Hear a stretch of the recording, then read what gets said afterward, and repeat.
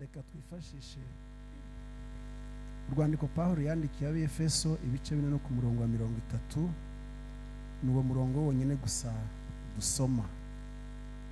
Efeso ibice 4 no ku murongo wa 30. Hano mfite Bibiliya ijambo ry'Imana, ubundi yitegura ze gusoma muri Bibiliya yera. Bibiliya iravuga ngo gashavuze umwuka muziranenge Imana yabahayeho ikimenyetso kibaranga kugera ku munsi wo gucungurwa. Amen. Bibiliya yera iravuze ngo kandi ntimuteze agahinda umwuka wera w'Imana wabashiriweho kuba ikimenyetso kugeza ku munsi wo gucungurwa. Amen. Mwakira ijambo ry'Imana muri komera amashi. Nitwa Sebagabo James, ndi umupasitori ufite ministeri y'ivugabutumwa ryigenga yitwa Amen International Ministries, korera mu Bugande mu mujyi wa Mbarara, ariko n'ahandi hose turahemerewe kuko Imana yabwiye Yosuwa ngo muzakandagiza ibirenge hose hazaba harahaye. Ariko cyane cyane mu by'Imana nta mupaka twebwe tugira. Ndibuka kuko hari umuvugabutumwa ukomeye cyane yigeze kuvuga ngo Le monde est ma paroisse, isi yose ni paroisse yaje mu ivugabutumwa.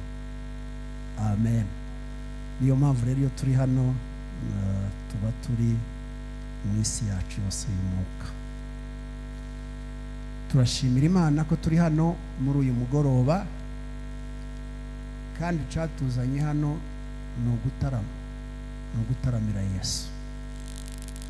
Amen. Tarama rero birimo kuririmba, birimo kubyina, birimo no kumva ijambo ry'Imana. Ariko nagize ngo turongeraho kandi gasirimba gatoya, sinzi ko biri bugende, ariko turaza kukongeraho mu kandi kanya. Dusomye ijambo ry'Imana. Umutwe w'ijambo turi buganire ni ukuvuga ngo turavuga impamvu zitera umwuka gushavura. Twongere tuvugemo kandi mbese harimo ibice bibiri. Hari igice cya mbere impamvu zitera umwuka gushavura, igice cya kabiri impamvu zituma tutagomba gushavuza umwuka wera. Haleluya. Pawulo yandika urwandiko yarwanditse ari muri Efeso, ahagize imyaka 3 n'igice mu rugendo rw'ivugabutumwa yakoraga, kandi nirwo rwari urugendo rwiwe rwa nyuma kuko yashakaga no kuja kurangiza aho yari abohewe hariya i Roma. Amaze kurwandika ashishikariza abantu kuri iri jambo rikomeye cyane ry'umwuka wera. Hari umuririmbyi wavuze ngo abahawe umwuka wera bagahindurwa bashya, muje mu munambaho muzageze ku gupfa.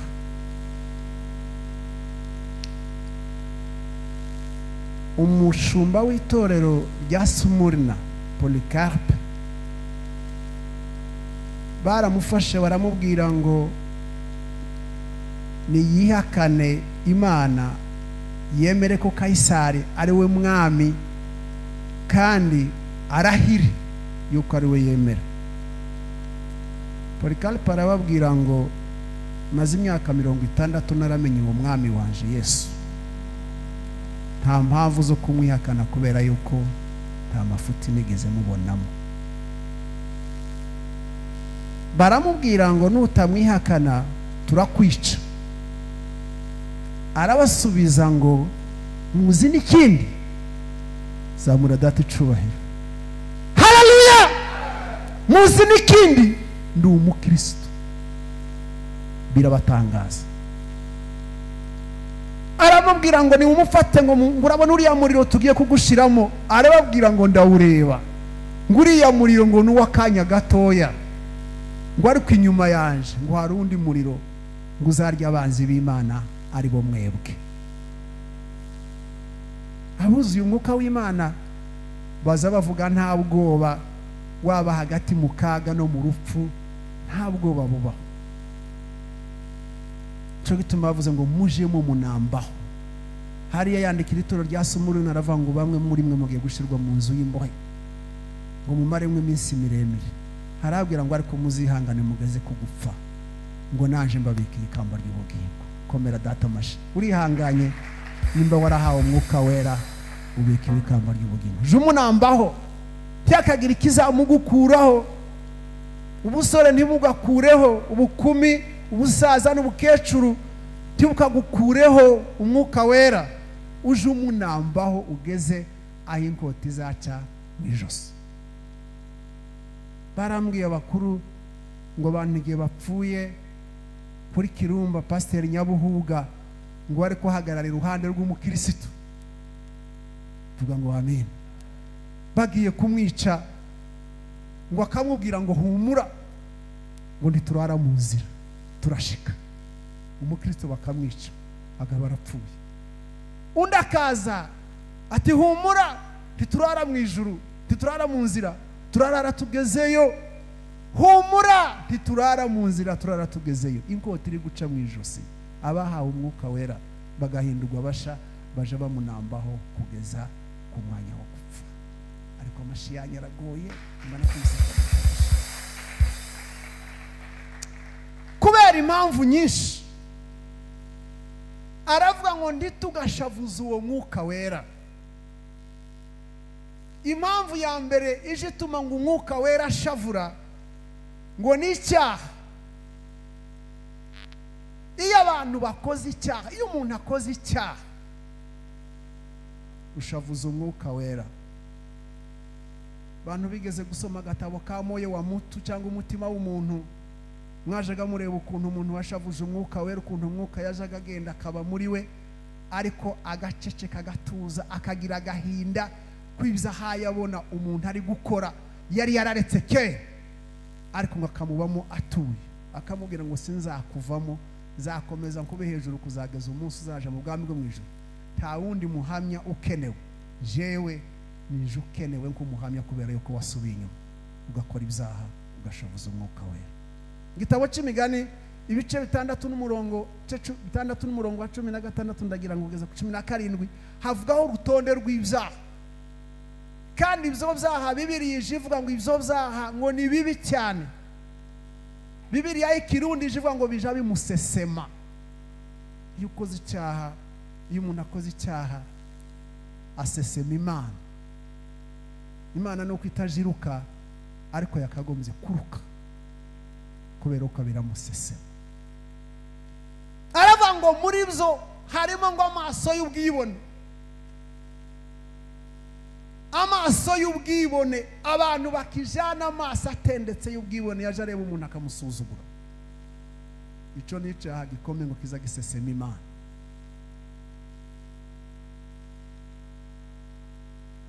Ururimi rubesha ni icyaha gikomeye kiza gisesema Imana. Mu byaha bikomeye biriho abantu bagize ibyoroshe ni ukubesha.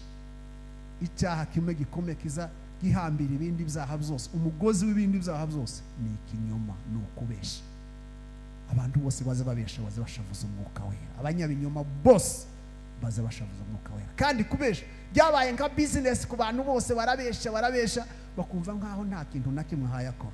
Telefone ho zarakabonye abantu kukubesha ngo ntaraha cyangwa se na hano mu rusengero bakabeshera. Abo bantu bose bari munsi y'abantu bashavuza umwuka wera. N'ibindi byinshi, amaguru y'ubuturi by'urugomo n'amaboko ngo ariho amaraso, zuvusha amaraso kubera iki?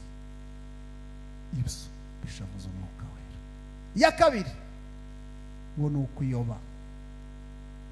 Iyo umuntu yayobye akava mu nzira ashavuza umwuka wera. Mwibuke rimwe mu Kristo yarayobye kandi bamugendeye inama baramubwira ngo ntugace muri iriya nzira, hari inzira imwe gusa yo kuzamuka uriya musozi, ariyo yonyine uzakurikira izakugeza aho ushaka. Ariko ngo arateshuka arayoba ngo agere kure, ibirimi by'umuriro ko biraja kumusingira n'umusozi ugiye kumugwaho, ngo iyo atagira amahirwe ngo umukristo amugereho aba yarapfuye, yarayose, aragaruka. Reka kuyoba kuko biza bishavuza umwuka wera. Icya gatatu ni ukuyobya. Hari abantu babereyeho kuyobya abandi bantu, kandi bakabayobya ari inshuti zabo, bakayobya ari ibintu bikomeye cyane. Hari umuhanuzi wavuye Gilugari aje i Beteli, Imana yamutumye kuja gusenya igicaniro cy'Imana, ariko aramubwira ngo niwagera muri ico gihugu tibakaguha ibyo kurya ngo ubirye, tukicare no mu nzu y'umuntu n'umwe. Aragenda asenya igicaniro, asohoza ubutumwa bw'Imana. Ageze mu nzira agarutse ngo umuhanuzi mugenzi we aramubwira ngo waje ukicara tugasangira. Arambwira ati Imana yarambujije, ntabwo nshobora kurya. Arambwira ati ariko ko ndi inshuti yawe, mugenzi wawe, ko ndi umuhanuzi nkawe, kwa ikibazo kiri he? Aragaruka ngo bacicaye ku meza bakirimo barya, urya wa mugaruye umwuka w'Imana mumanukaho, vuga ngo amina. Aramubwira ngo uzapfira nzira, ntabwo uzahambwe basogokuruze wanyu bahambwe, tuzogaruka ngo uje gusohoza n'umutumwa uvuga uko byagenze. Yaragiye ngo agere mu nzira, intare iramutega iramufatira mwica. Imaze kumwicira munena imurambika aho ngaho ntiyamurya, iguma iruhande. Abantu bose bakaza baza bakamucaho. Reka nkubwire ko iyo washavuza umwuka wera izaguteza ibibazo by'urupfu. Imana ntigira ubwoba bwo kwica umuntu iyo yakoze ibyaha, kandi cyane cyane iyo uri umukozi w'Imana, uri umuhanuzi, uri umushumba cyangwa se uri umuririmbyi, urwego urwo ari rwo rwose ukoreramo, ukemera kuyobywa n'inshuti yawe, uzapfa kandi inyamaswa zizakunena. Kabi na Satani aza kunena, aza guhunga akagusuzugura kugira ngo ubundi wari wabigendeye mwiki. Muje muhunga iyo mpavu yo kuyobywa n'abandi musengana, muziranyi, mungana, bafite imbaraga n'iz'umwuka nk'izo ufite, ariko bagushora mu rupfu. Impamvu ya kane ni ukutumvira. Abantu benshi babaho mu kutumvira, kandi Bibiliya ije ivuga ngo kumvira kuruta gutanga ibitambo, ariko abantu benshi babaho mu kutumvira. Ukaba utakumvira habe n'ijambo rigufi ry'umugore wawe cyangwa ry'umugabo wawe cyangwa ry'umwana wawe, ukibaza kuri mu murongo, uba warangije gushavuza umwuka wera, yaguciyeho akarongo gatukura. Kutumvira. Umunsi Imana yabwiye Sawuli ibyo agomba gukora, abirenga. Baramubwira ngo kubera yuko utumvira, icyaha wakoze cyo kutumvira ngo kirangana n'uburozi, kandi ngo kubera yuko wagikoze ntabwo kirambye ku ngoro.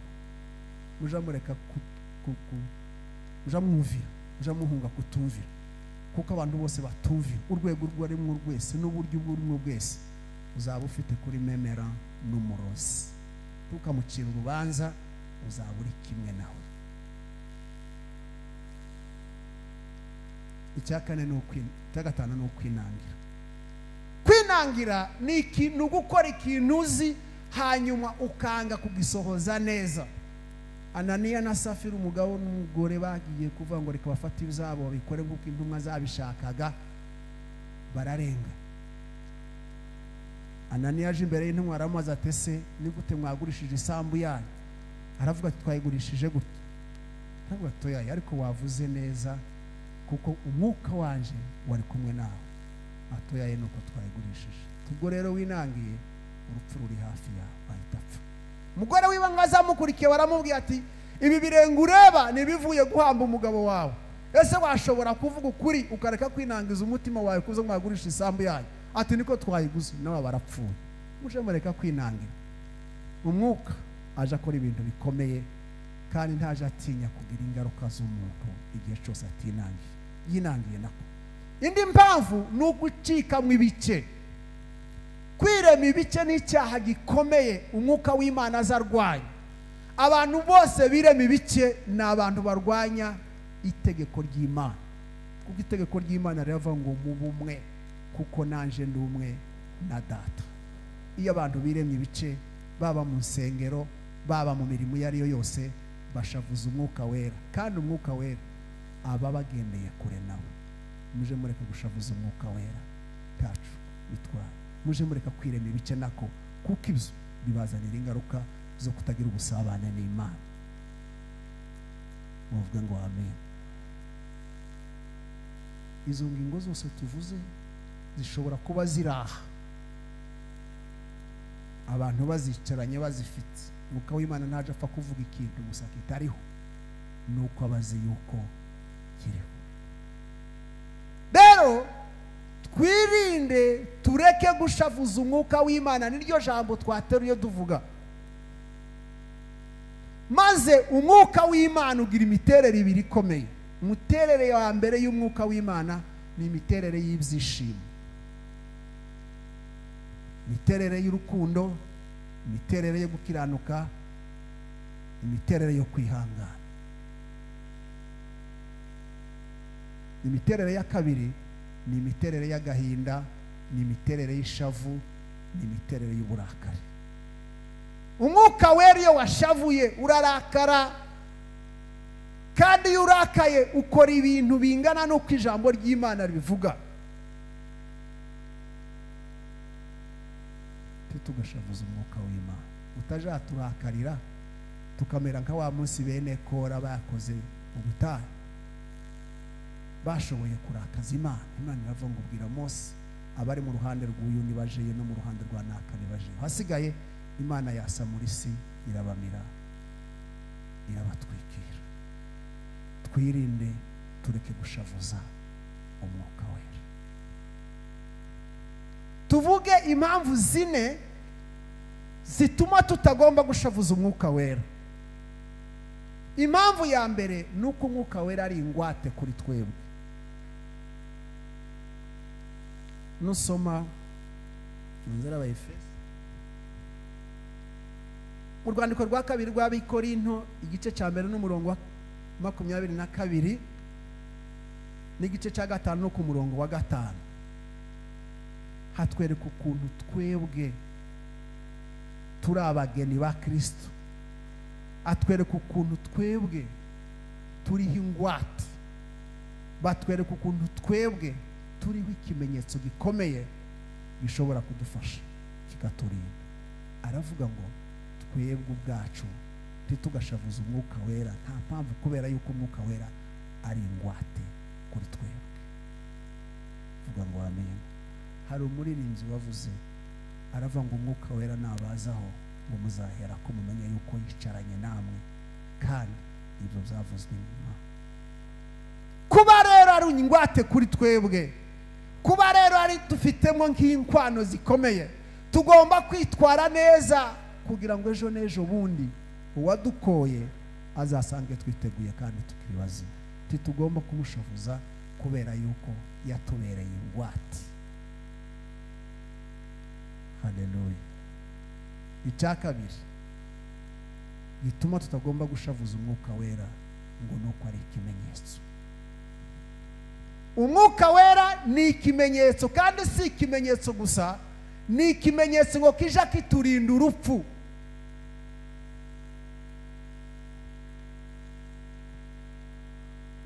Ikimenyetso kija kikurinda urupfu.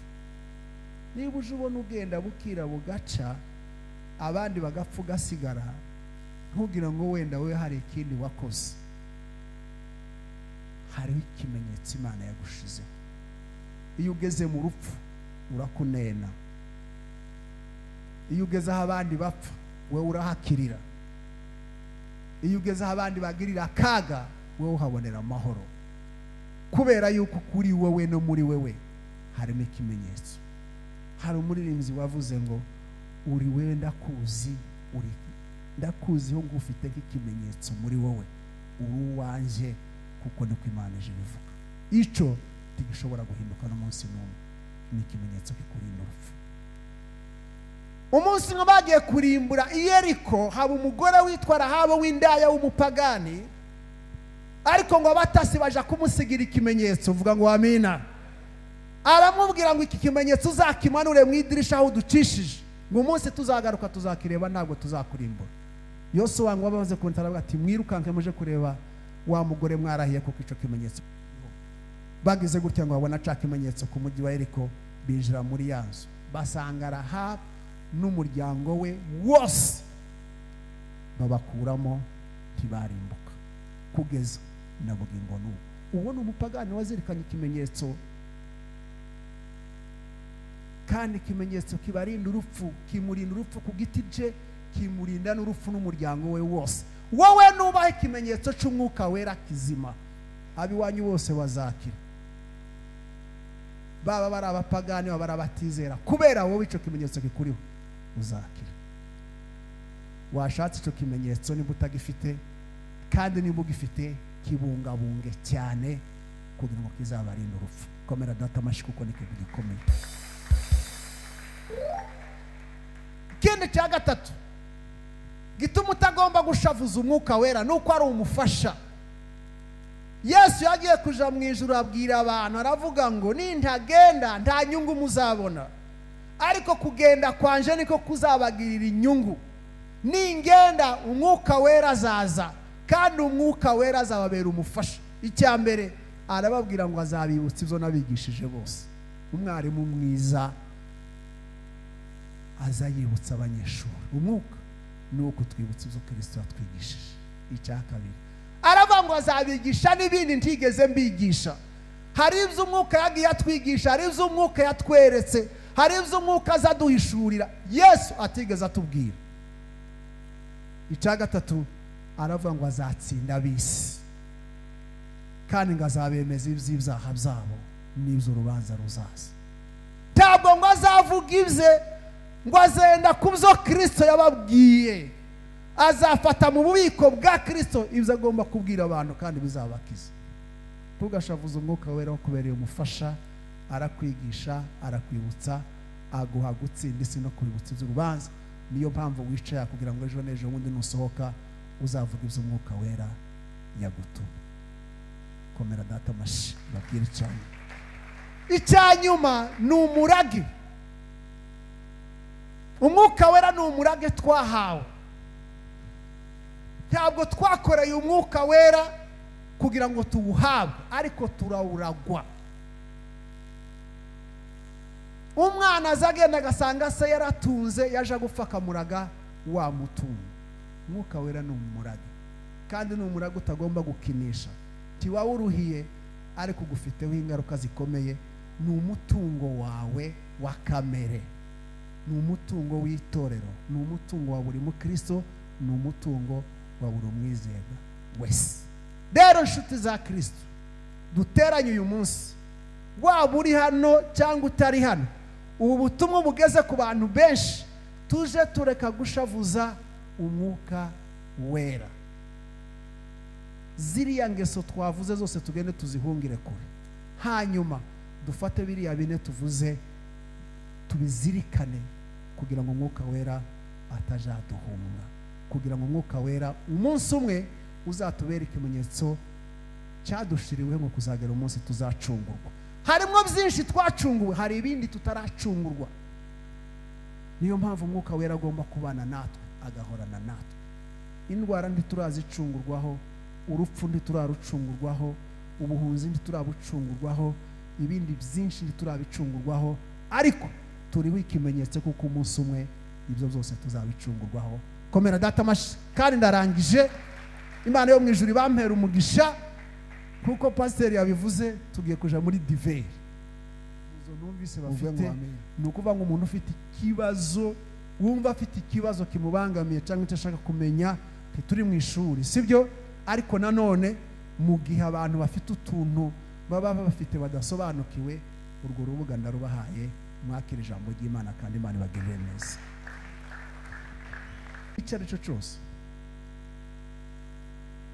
cyangwa no kuri bituvuze, ariko ikibazo icyo ari cyo cyose ugifite ikibazo tugisubize. Reka mbanze twikurire isomo tukiriho, twongere umvuga ubutumwa amashyi menshi. Umwuka wera ni iki? Yego, umwuka wera ni umwe mu butatu bwera: Imana Data, Imana Umwana n'Umwuka Wera. Ni umwe mu bugize butatu bwera, ariko buri muntu wese afite inshingano ze, ibyo akora mugenzi we adakora, ariko kandi bagenda buzuzanya kuko ntawe uzi ukora ibye.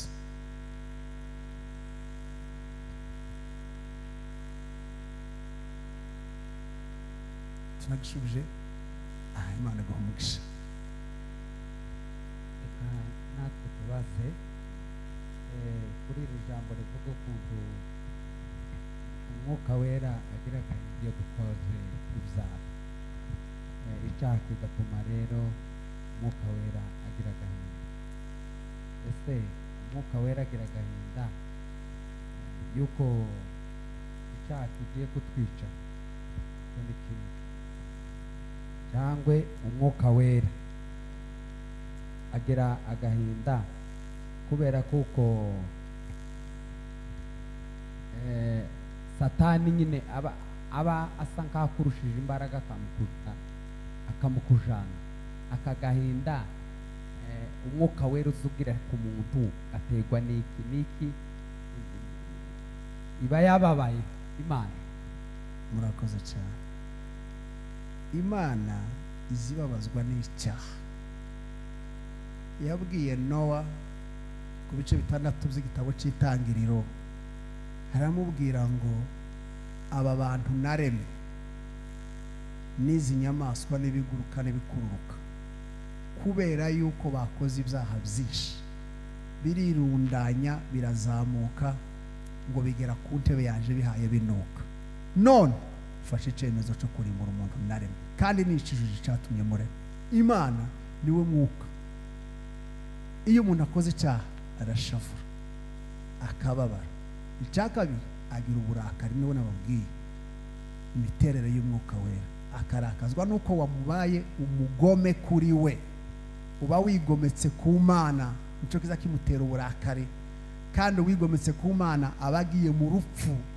Wigometse ku Mana abagiye gucirwa urubanza bikamushavuza. Kandi intego y'Imana si ukuturimbura, si no kuduhana. Intego y'Imana ni uko tubaho neza, tukabana nayo, tukayiramya. Iyo duteshutse kuri uwo murongo wo kuyiramya rero tukaje mu bindi, irashavura kubera ni umubyeyi wacu, natwe tukaba abana be. ku ijambo ry'Imana rivuga ngo tugomba kwishima iteka, kandi bigaragaza ko uko Imana igomba kwishima, none uwo mwanya we ibirakaye tiba iteshutse kuri uwo murongo yavuze ngo twishime iteka. Urakoze cyane. Imana iri hejuru y'amategeko yose. Nta tegeko rije rihana. Urabyumva? Nta tegeko ribaho rije rihana Imana. Iyo rero nta tegeko rihana Imana, ibyo ikora byose ibikora mu burenganzira bwayo. Icyo wazabita ubudahangarwa bw'Imana. Ifite uburenganzira bwo kwica abantu. Timuja mu bisoma muri Bibiliya kwiza yica abantu. Hari umuntu se wigeze ayijana mu rukiko ngo aje kuyirega? Nta rukiko warega mu Imana, kuko nta tegeko na rimwe ryaba hejuru y'Imana. Imana igira uburenganzira n'ubudahangarwa. Nicyo gituma kwica umuntu ibifite uburenganzira ntawe uje uyihana, kuko iravuga ngo nta muntu uje uyigira inama mu byo ishaka gukora, kandi ntawe uje uyikoma mu nkokora mu byo yakoze, kubera ko ari Imana ntiba yateshutse. Uburakari bwayo ni ubwera igihe cyose. tubaze hano muri Mariko ibice 3:29.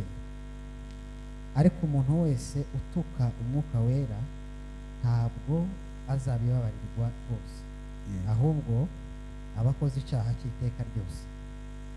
icyo gitutsi ni iki? Bibiliya Yesu yabwiye abafarisayo, baravuga ngo kubera ibitangaza byinshi ngo hayakora, ngo ni umukuru wa Belizebuli, umukuru w'abadayimoni, kandi umwuka ntiwamugereranya n'abadayimoni. iyo ugereranije umwuka n'abadayimoni uba ukoze icyaha kitababarirwa iteka ryose.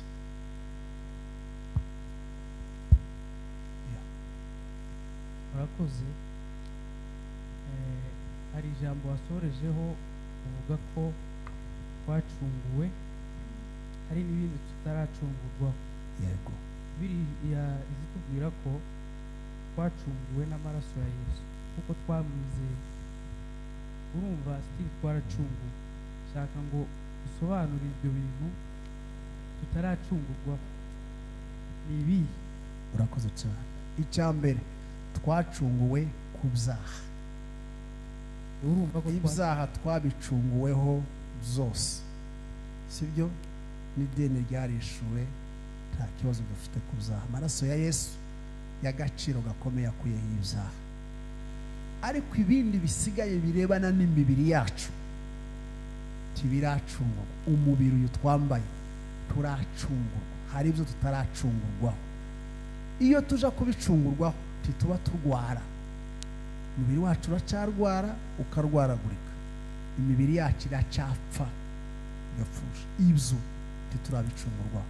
Tuzabicungurwaho umunsi impanda y'imperuka izavuga, tukaje mu bwami bwo mu ijuru. Bibiliya ntije ivuga ngo uwo munsi nibwo tuzabwira urupfu ngo ese kunesha kwawe kuri, urubori rwawe ruri. Ariko uyu munsi urupfu ruracadufiteho, kunesha ruracadufiteho urubori. Ibyo titurabicungurwaho.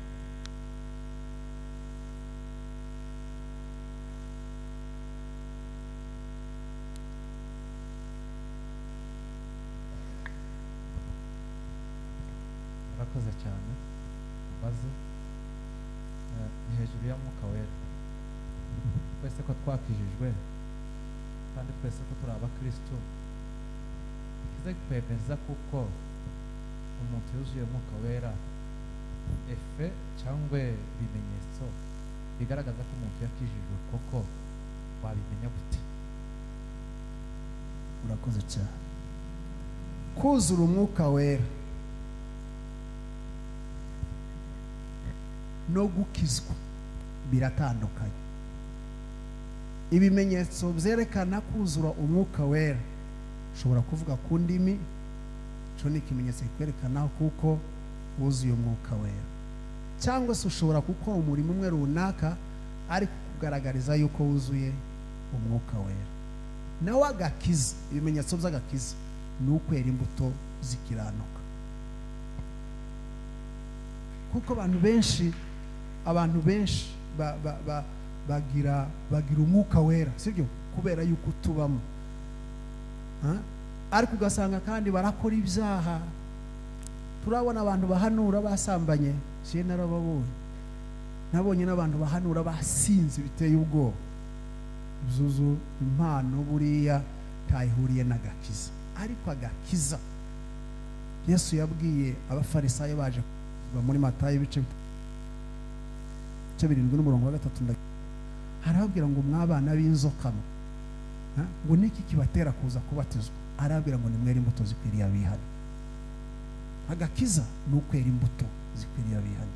Ni naco gituma na Satani ntazarwanya habe n'umunsi n'umwe impano zanyu, ariko azarwanya imbuto z'impano ze, kuko nizo biranga gusa umuntu wakijijwe. Murakoze. Jewe ndavuga ikinyuranye na topic gatoya y'Umwuka Wera. Ndabaza, hari ikiganiro Yesu yagiranye na wa mutunzi, iri muri Matayo 19:16. Aravuga ngo wa mutunzi yaravuze ngo mwigisha mwiza, ikora iki kugira ngo mbashe gukizwa? Yesu Kristo aramubwira ngo siga, aramubwira ngo nagende akomeza amategeko, sibyo? Oya, icyo nashatse kubaza. Umutunzi yabajije Yesu Kristo, umwigisha mwiza, kora iki kugira ngo mbashe gukizwa? Yesu Kristo abwira umutunzi ngo kubera kumwita mwiza. nicyo kibazo nashakaga kubaza. Ni kubera ko unyita mwiza? urakoze cyane. Mwiza ni umuntu umwe gusa? Kubera icyo nashaka kubaza, kubera ko uriya mutunzi Yesu Kristo yavuze ngo si mwiza, eske ninde mwiza? Kuko hariya umunsi umwe twari hariya mu rusengero ahantu hamwe, baratubwira ngo hariho senior God na junior God. None baravuga ngo Imana ni imwe kandi tigira ntoya n'inkuru, kuko abantu bafashe ko hariho senior God na junior God. Rero kubera iki Yesu Kristo yavuze ngo mwiza ni umwe gusa kandi ari tuzi ko ari we mwiza?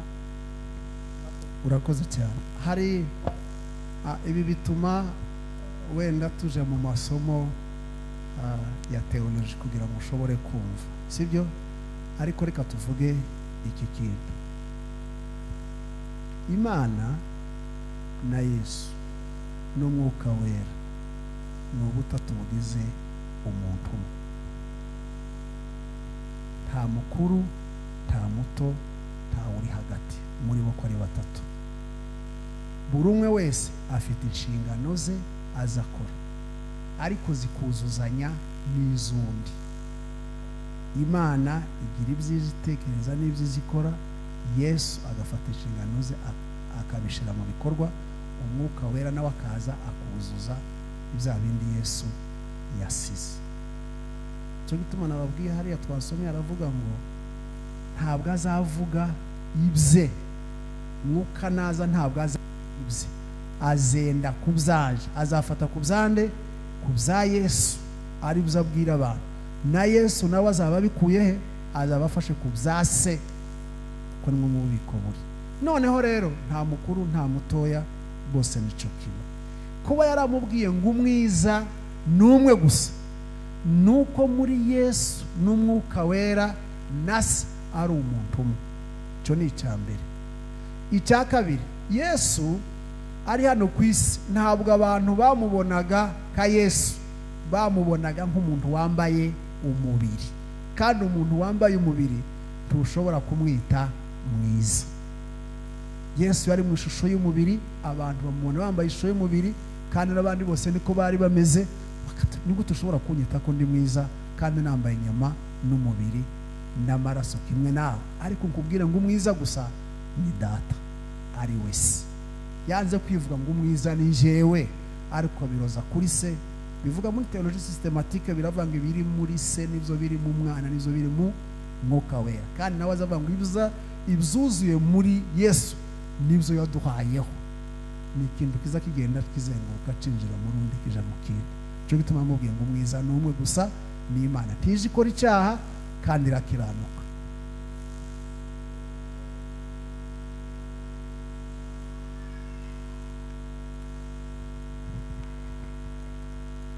reka naje mbaze ku mwuka.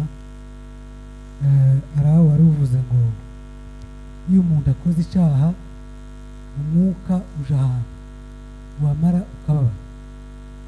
None se aho nshaka kubaza rero, bigenda gute kugira ngo wa mwuka usubire mu cyicaro cyayo kugira ngo tubabare? Biroroshye cyane. Kera umwuka ntabwo yabaga mu bantu. Kera umwuka ntiyabaga mu bantu, yabaga hejuru y'abantu. Akaza akaja hejuru yawe akagukoresha ibyo ukora byose, yamara akigendera. Ariko kuva umwuka wera aje, yabaye muri twe, abana akorana natwe. Noneho iyo ucumuye cyangwa ukoze icyaha ntashobora kuvamo, urumva, agumamo gusa, akagumana agahinda, ababaye. Kugira rero ngo yongere yishime nuko wihana ukava muri bya byaha, akakwakira agasubira kukwishimira, kuko ni kimwe mu kiranga umwuka wera n'ibyishimo. wavuze ngo mu gihe umuntu afite umwuka wera mbese ngo ahamya iteka ryose, kandi Bibiliya ijambo ry'Imana rikatubwira ngo uwakoze icyaha mu gihe yicujije arababarirwa, nta cyaha kitababarirwa.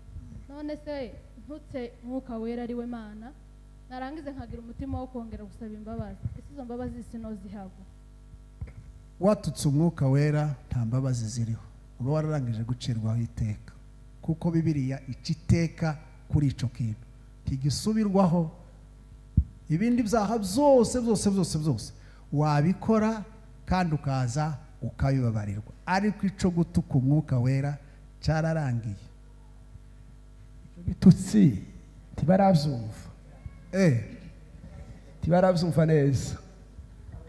Gutuka noneho hari umuntu uzatuka undi hana bati dore uko kimeze kwasa, nyuma bakirepara bagasomana imbabazi bikarangira.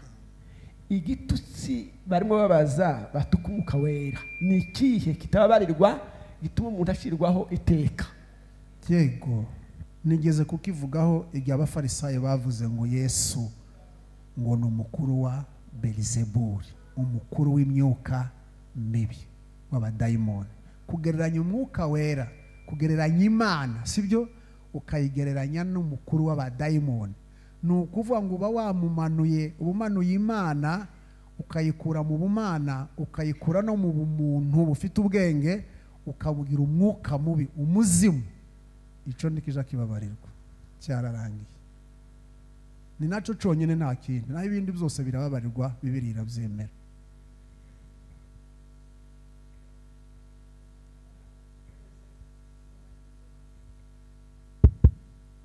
naje reka mbaze ikibazo umwanya Gasongo bataramugeraho.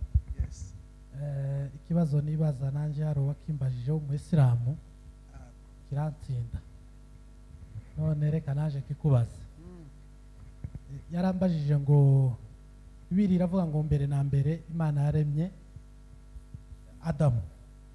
Adamu arabyara, abyarana na Eva, abyara abana babiri, Kayini na Abeli. Kayini yica murumuna we. Kayini Bibiliya ivuga ko yabyaranye na bande, ko isi yari ituwe n'abo bantu batatu bari basigaye. Nicyo kibazo. Kayini amaze gucumura yavuye mu gihugu bari batuyemo. Urankurikira? Yavuye mu gihugu bari batuyemo, aragenda arangara aja mu gihugu c'Inodi.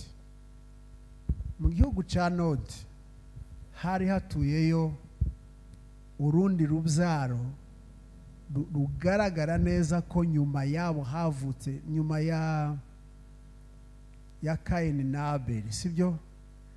Havutse abandi bantu tibatura hamwe na Adamu na Eva aho bari baja mu gihugu ca Nodi. Mu gihugu ca Nodi abariyo Kayini aje ngo ashikeyo ashakirayo umugore. Dindira gatoya mwitonde baracyangwa basubiza ko nari musubiza, manje mwitonde muri kuvuga ngo nabande, sibyo? Bibiliya mukurikire, muri Bibiliya iyi dusoma nta naho na hamwe havuga ngo nabandi. Muri kumva neza? Nta murongo n'umwe uvuga ngo abo bantu nabande, abo bantu bavutse kuri inde, ise ninde, nyina ninde. Ariko ikatubwira ko Inodi hari abantu kandi ariho Kayini yakuye umugore. Mwabyumvise? Ubushakashatsi bw'abateolojiya nibo baza bagenda bakarenguka bagashaka kuvuga yuko havutse nyuma ya Abeli na Kayini havutse abandi bana, baja gutura Inodi, babayo, bikitwa yuko Kayini ashobora kuba yarashatse umwe muri bashiki be bari batuye hariya hantu. Ariko Bibiliya nta kibavugaho, nta murongo bavugaho, nta babyeyi bavugaho habe na. Ubwo ni ubushakashatsi bw'abateolojiya ariko nabwo budafite gihamya neza bwuzuye. Murakoze.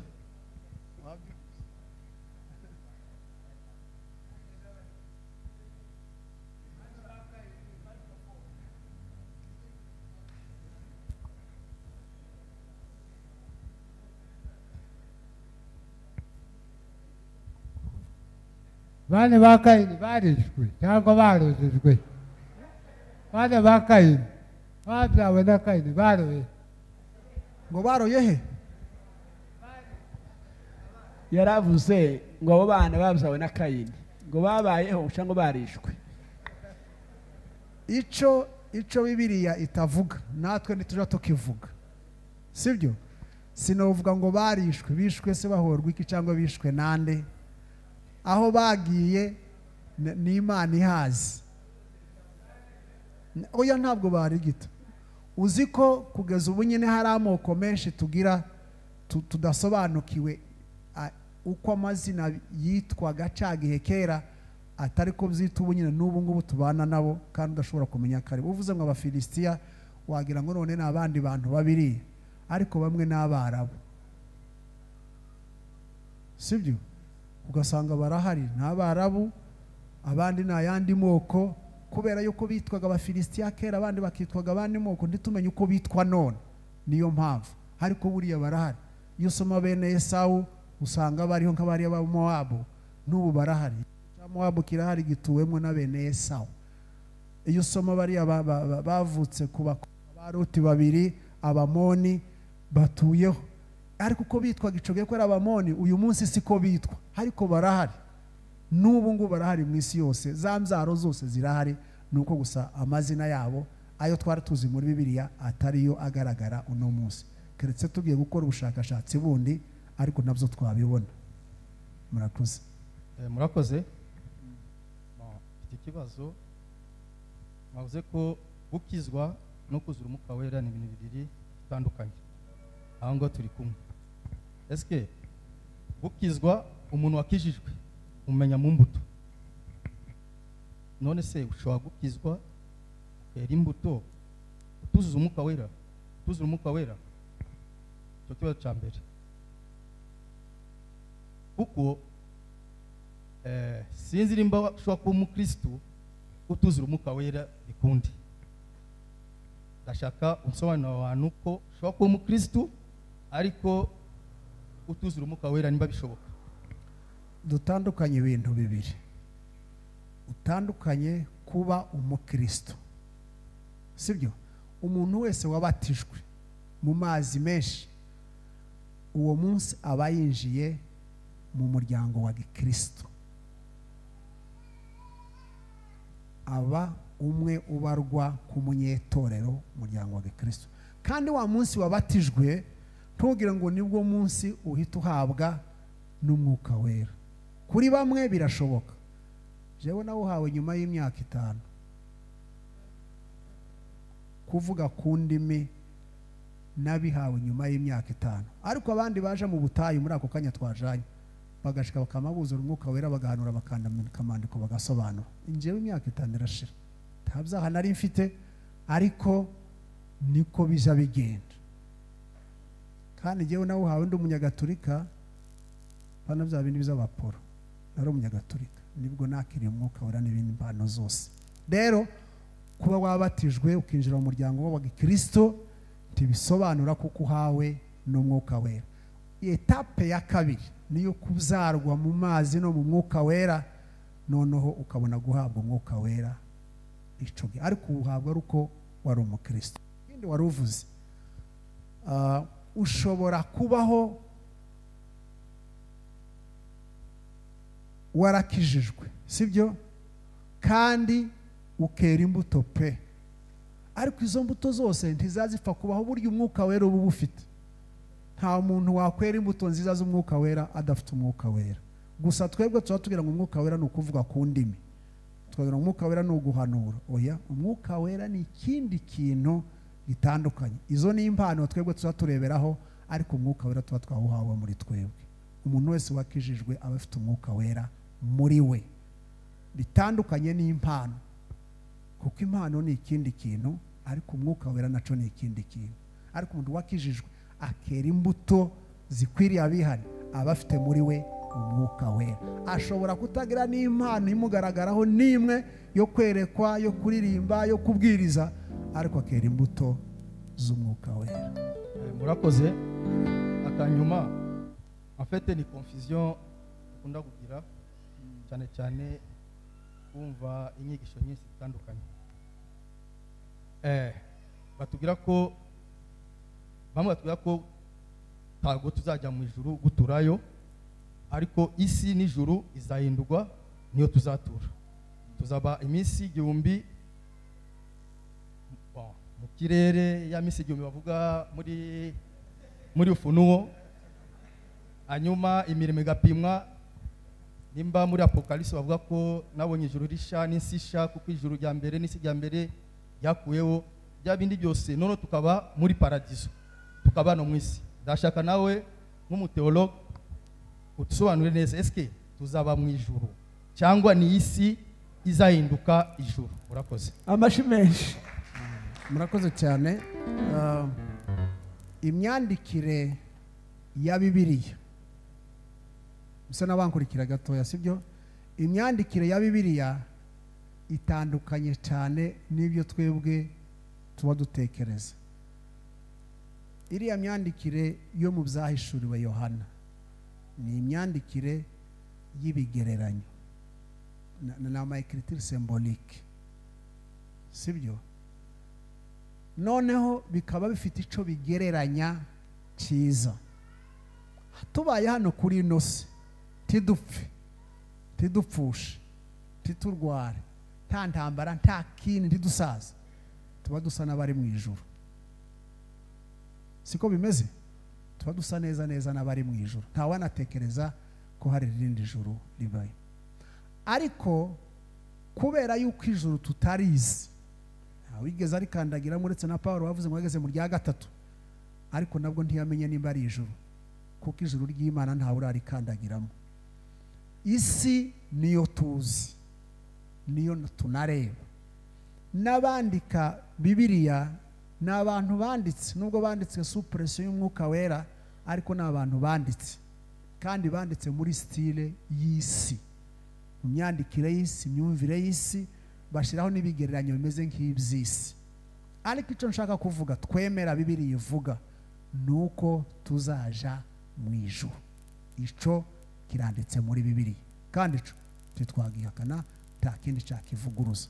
Kuvuga ngo ngisi zahinduka uko bizagenda kose, iyo transformation twebwe ivuga aba théologiens libéraux, abantu borosha ibintu bumva ko ariko bizagenda. Ariko les legalistes tuzaja mu ijuru ry'Imana, niko Imana yavuze.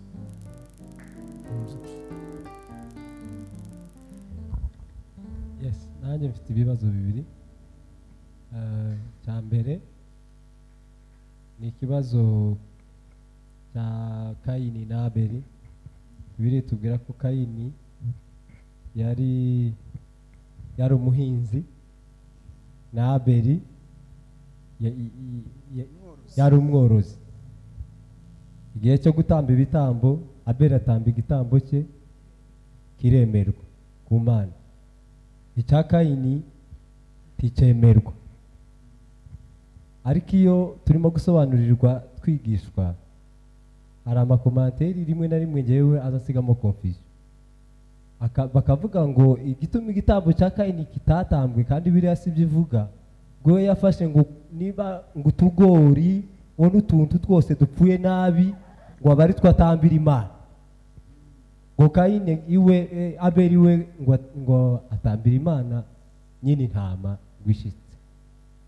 Eske koko Bibiliya iratubwira ngo yatanze ibyo yarakuye mu mbaraga, ibyo yari yejeje nibyo yazanye, abari uzatamba. Ariko ibya Abeli biremerwa, ibya Kayini ntibyemerwa. Niba wabuze impamvu yatumye ibya Kayini bitemerwa, wowe dusobanurire. Cyo ni kimwe. Cya kabiri, ni ikintu cy'inyigisho gihari ubu, kandi gisa n'igiteye confusion mu bantu. Niba sinzi, birashoboka ko abantu twese tutarabyumva neza. Ubuntu ni iki? Icyakiriye Yesu Kristo ni gute abana n'ubuntu? Murakoze cyane. Reka ndangirire kuri ico ca nyuma. Umuntu ukijijwe ni umuntu wakijijwe n'ubuntu bwa Kristo.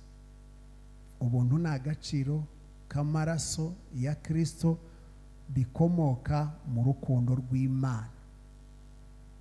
Nibwo buntu tibuja gutangirwa amafaranga, kandi bwaradusanze, si twe twabusanze, bwaradusanze buradukiza, budukuraho twari turi butugira abera. Mu gihe umuntu wese wakiriye agakiza k'Imana akababwamo n'umwuka wera, akera imbuto zihanye zo gukiranuka, ababwamo n'ubuntu. Ibimugaragaza nuko akora ibimeze nk'ibyo Yesu yakoze. Umunyabuntu neza agenda nka Kristo, akora nka Kristo, agira ishusho ya Kristo, nta cyaha akora, abatunganye. Uko niko kubana n'ubuntu bw'Imana muri twe. Ikindi wari ubajije ngo ese cy'ubuntu, oya cy'ubuntu yarabajije. Yego, ku buntu nuko abantu ubu ngubu bari mu kuvuga ngo ngo amategeko yakuweho, ngo none turi mu gihe cy'ubuntu, ngo kubera ko ubuntu ngo tutazaja mu ijuru kubera ko twakoze imirimo myiza, ngo bagasa nkaho bahembera gukorera ibintu bibi kubera ko ubuntu bwabonetse. Bibiliya nta hantu na hamwe gutangira itangiriro ukageza mu Byahishuwe, nta murongo, nta nteruro n'imwe ivuga ko mu gihe twacunguwe kubw'ubuntu tugomba kongera gukora ibyaha. Iyo nteruro ntayibamo. Ikibikwereka isezerano muri biriya bitabo, muri mu Byahishuriwe Yohana, muri ariya matorero 7 yo muri Aziya, amatorero 5 yose umwuka yayabwiye kwihana kubera yuko bakoze ibyaha. 2 gusa niyo atarabwiwemo, 1 gusa niyo ritageze icyo rigawaho. Urumva rero ko cyo gitabo ca nyuma kirangiza Bibiliya ntabwo cemera rero ibyo ngibyo bari abanyabuntu bavuga. Nimba umwuka wera uyu munsi avuga ko abantu bagomba kwihana, nibihane, nuko yanga icyaha. Ababivuga ni ubuyobe, buriya ni ubuyobe, bose nge kubitindaho, ni ubuyobe bubazanira inyungu z'amadini, ariko nta gakiza karimo, ni ubuyobe mu ncamake. Ikindi, umuntu wakira agakiza ashobora gutakaza. Agakiza ndikaza gatakara habe n'umunsi n'umwe. Agakiza ni eternel. Watakaza inyungu z'agakiza, ariko agakiza tikaza gatakara, gatangwa rimwe burundu tukarinda tugapfana. Umuntu yatakaza inyungu zako, ariko agakiza ubwako ndikaza gatakara. Icyakayini ntiwagisubije. Cyakayini wavuze ngo impamvu Kayini igitambo kiwe cyanze. Impamvu igitambo cya Kayini kitemewe ni iki ngiki. Iyo abantu basoma Bibiliya basobanura uko bumva. Ikintu kimwe ngomba kubabwira mwese ahangaha, ntugafate ko commentaire ari ijambo ry'Imana. Commentaire ntabwo ari ijambo ry'Imana. Commentaire ni ibitekerezo by'abantu. Jewe ubu ngubu nakoze teze ya doctorat mu kirebana n'abashumba, nanditse kuri biriya bitabo by'abashumba. Nukuvuga njyandika harimo izanje commentaire nashizemo. Za commentaire nashizemo ntabwo ari ijambo ry'Imana, ni ibitekerezo byanje ka James. Ibyo rero nubisoma ntukabiha agaciro, ntukanabitindeho, uzabisome gusa pour information, ariko ntukavuge ko ari ijambo ry'Imana ryabivuze. Niyo mpamvu rero abantu benshi batinda kuri biriya bya Kayini na Abeli. Impamvu ni imwe gusa, igitambo cya Kayini kitemewe nuko atagitanganya umutima mwiza, umutima ukiranutse. Nta bishimbo, nta bigori, reka. Ibyo yatanga byose ukiranutse nta cyaha ufite, nta kibazo. Nuko utanze gusa nta mutima ukiranutse, nico gituma kitemewe. Kirumvikanye. Hari ikintu ngira ngo mbaze kiza gishira abantu mu rujijo cyane.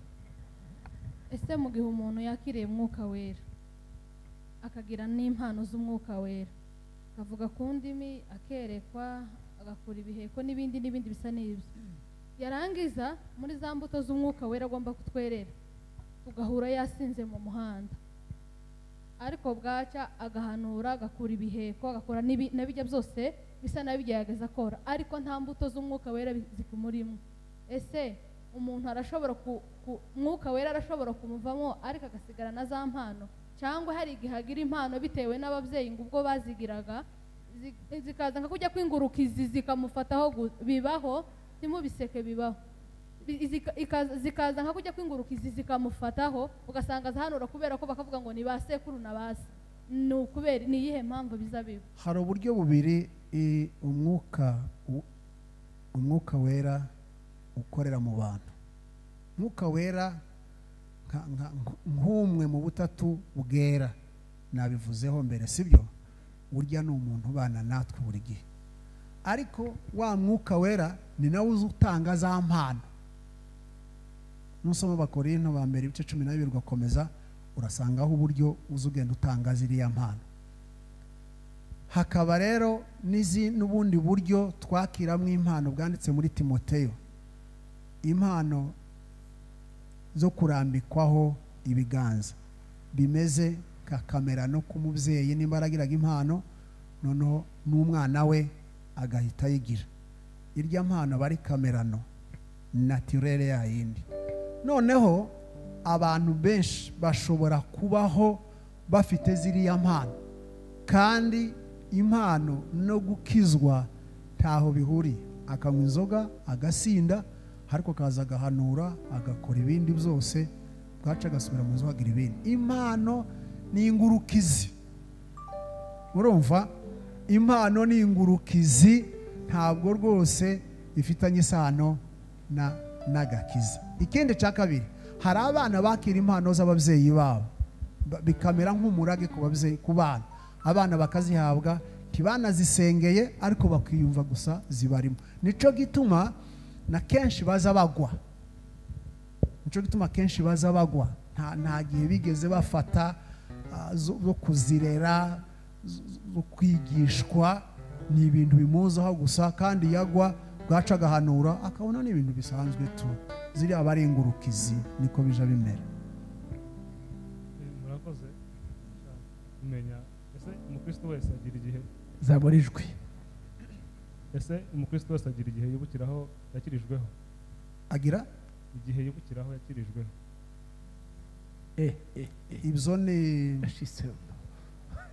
Ibyo ni umuco, yabajije, sibyo? Ibyo ni umuco ka kwa kundi uja wibuka igihe wavukiyeho, sibyo?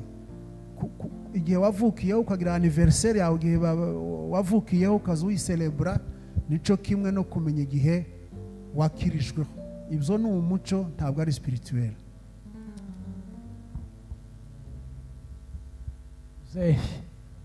icyo mbazaniye noneho gatwebwe turashaje, umwuka muzima ni uwo. hariyo gutabira turumbane bagatabira bose. Shyiraho microphone baza, ntabwo numvise.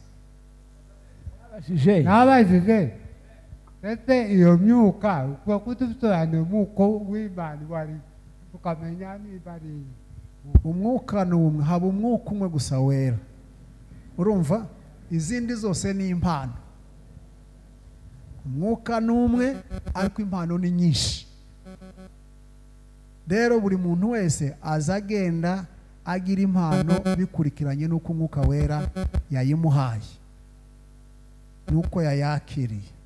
Hakaba na za zindi nakubwiye,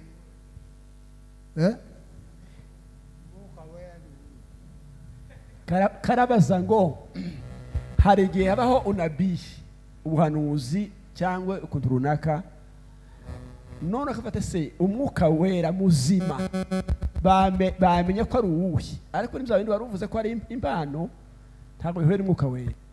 Ntabwo bihuye. Umwuka wera namuvuze ko ari umwe mu butatu butagatifu, sibyo? Ariko ubuhanuzi ntabwo ari umwuka wera. Ubuhanuzi ni impano umwuka wera atanga. Uri kumva? Ni impano umwuka wera atanga, kimwe nuko atanga impano yo gukiza abarwayi, kimwe n'uko atanga impano yo kwizera, kimwe n'uko atanga impano yo gukora ibitangaza. Izo ni impano, nizo zitugwiriyemo, nizo tubwira twese uku nguku, ariko ziva ku mwuka umwe wonyine.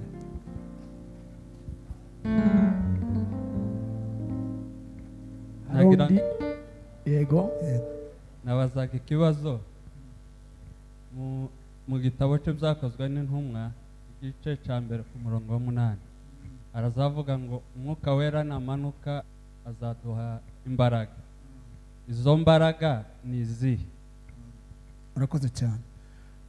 Umwuka wera umunsi wamanutse wasanze intumwa ziri mu bwoba zihishe,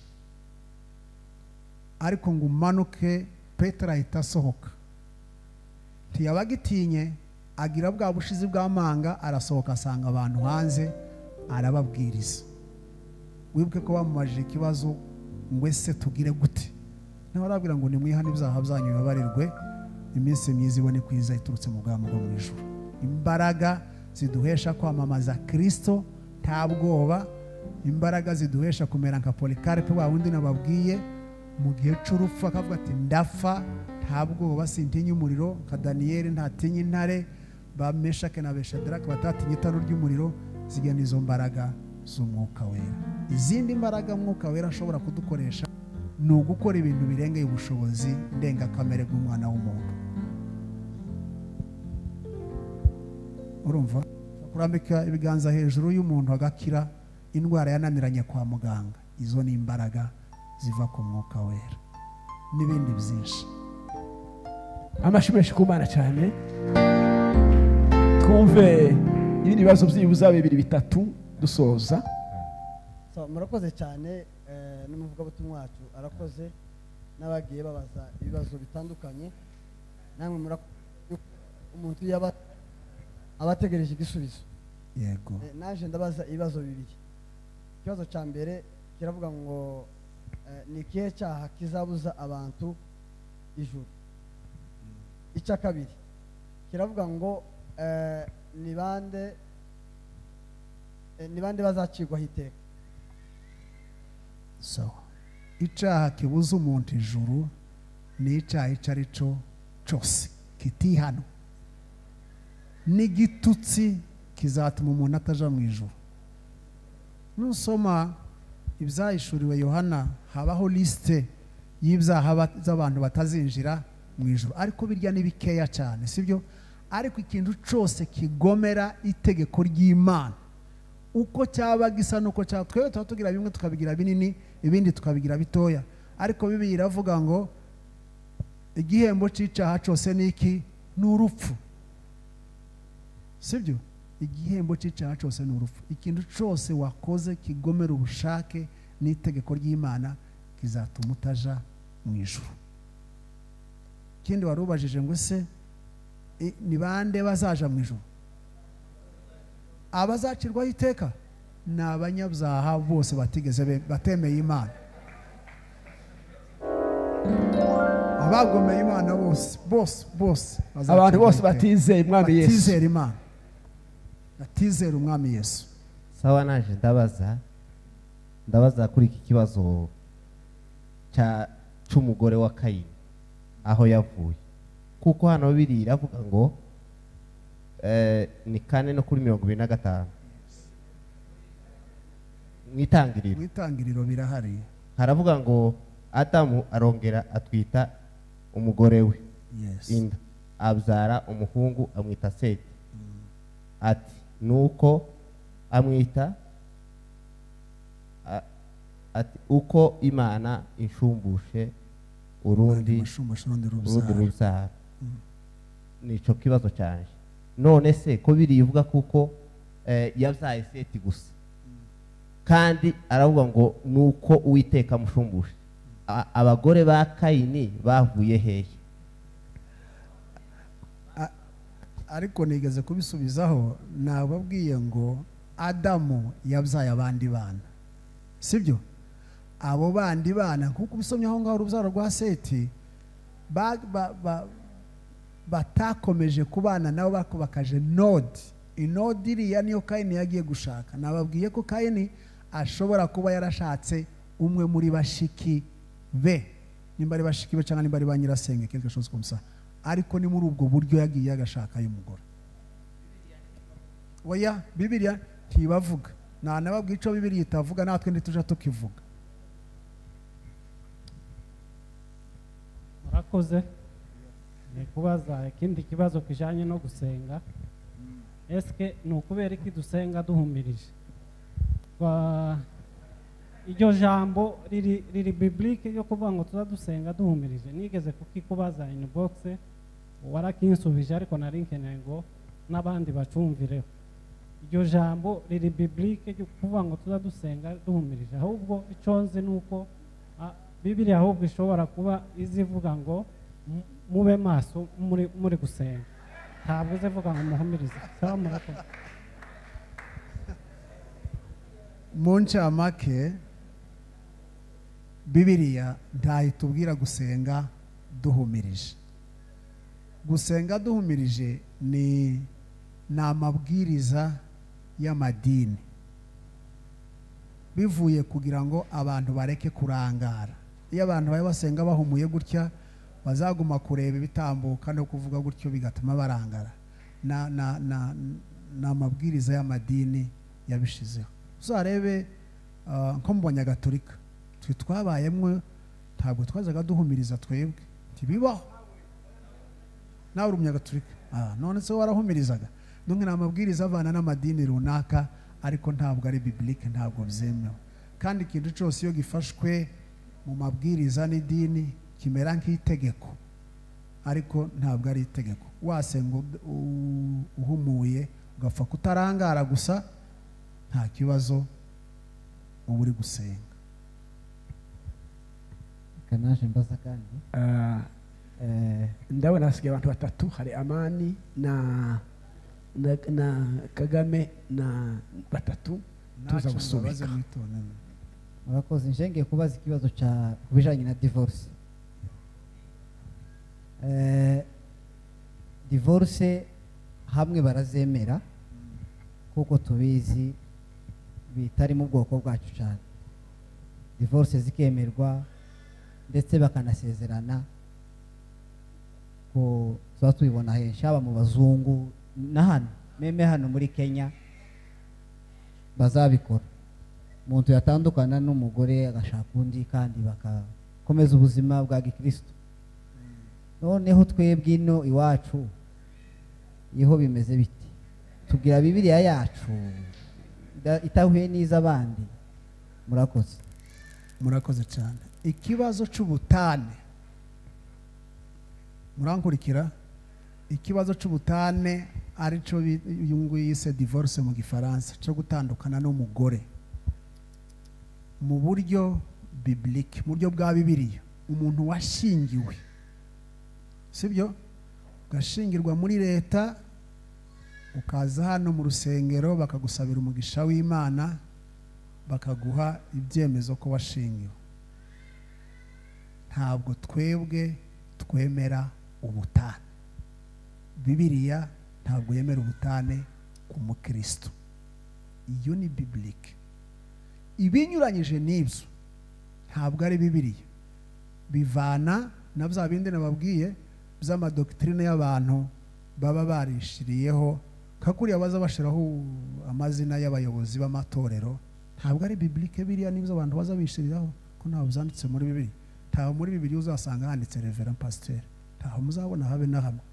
Haraho muzamubona hari uko abarevera mwabakuye, ko abantu bose ngo babaye revera bakabasengera ku burevera. Ntabwo ari biblique, ntabwo ari byo, ariko byaremewe biba nk'umuco, abantu bose ngo n'abarevera. Nico kimwe n'abari abandi batana n'abagore babo, agahita agenda agashaka bakongera bakamushingira. Buriya ni ubuyobe, ntabwo byemewe na Bibiliya mu buryo bwa gikristo. Ico cemewe ni mu mategeko ya leta, kuko bo muza mu bisezerano. Iyo divorce iremewe, ariko mu bakristo ntabwo yemewe. Nicyaha, Bibiliya ntabwo byemewe. Okay, murakoze. Kagame nitwa Mugaza.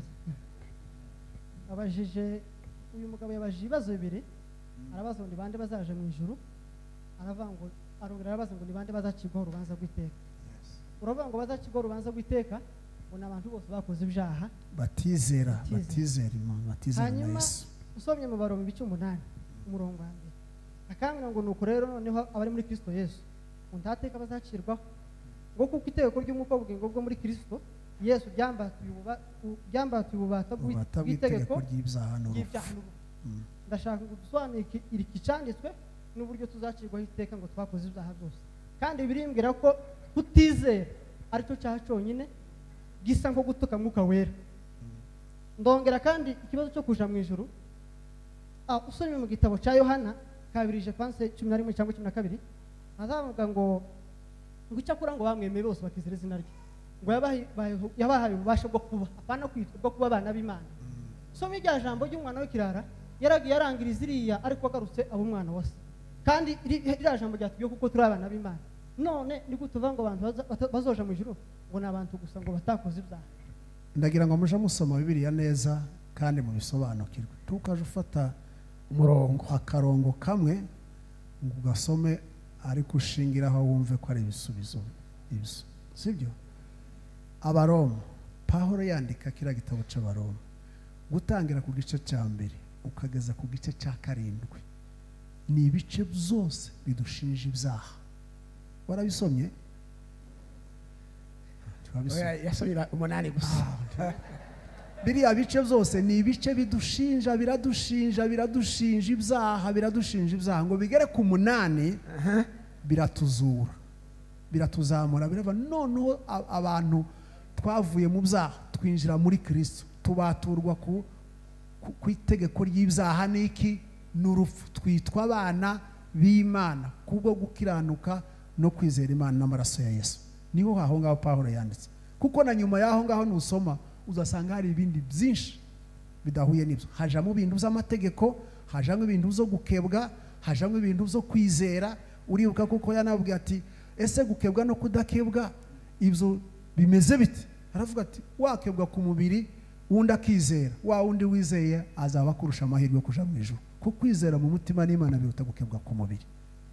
Urumva ico ni icambere. Icya kabiri aho Bibiri ivanga bamwizeye bose yabagize abana b'Imana ko nukuri n'abanyamahanga twebwe nditwabarwaga habagarwa gusa abanyisirayeli cyangwa abayuda bonyine ariko kubera kwizera twinjiye mu kwizera natwe ngo duterwa ku giti nk'ingurukizi sibyo twonka amakakama yako kwizera kuva kuri Ibrahimu tubarwa nk'abana bo kwizera. Ubunyamahanga burashira nta muyuda nta mugiriki. Ibyo niko Bibiri ivuga niko riri ya jambo ku bantu bose batizera. Ubivuze neza ko ari cyo cyaha gikomeye kiruta ibindi byose cyatuma tutaje mu bwami bw'ijuru. Si cyo cyonyine icyaha icyo ari cyo cyose kiba gifitanye isano no kutizera.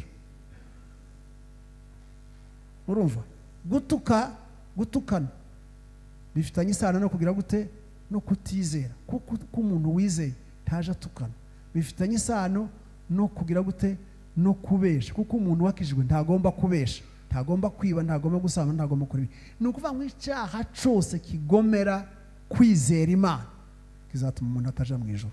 Abatarizeye bose Kristo ntago bazaja mu ijuru. Reka nkubwire kino kintu uzi ko abayisilamu buriya iyo bitaja kuba bibaye ibyo kwizera gusa bisanzwe n'abayisilamu bogiye mu ijuru ariko abayisilamu ntibazajamo kubera ko ntibizera Kristo kandi kuja mu ijuru no guca muri Kristo. Yaravuze ngo ntawuja kwa data ntamujanye habe numwe. Rero umuntu udaca muri Kristo wese ubwo ntazoja mu ijuru. Utizera wese ni wakoze icyaha icyo ari cyose ntabwo abaciye muri Kristo ntazaja mu ijuru. Amen.